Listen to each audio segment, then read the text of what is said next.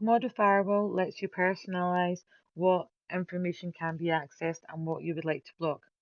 In settings, on the left-hand side, you can select website filtering and then select add,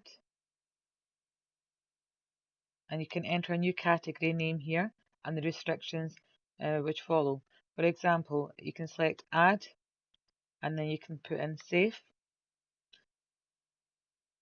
So this will now create safe sites category, and then the restrictions, select add, and here you can select the object type. So you can apply this setting to your user groups or built-in security principal, and it will be the desktop location, and then enter the object name to select.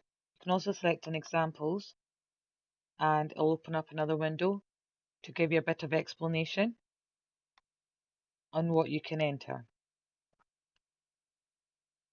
For example, you can have your administrator, your guest, if you have additional users, or you can apply it to everyone. So if you select that window, close that window down, and you can put this in.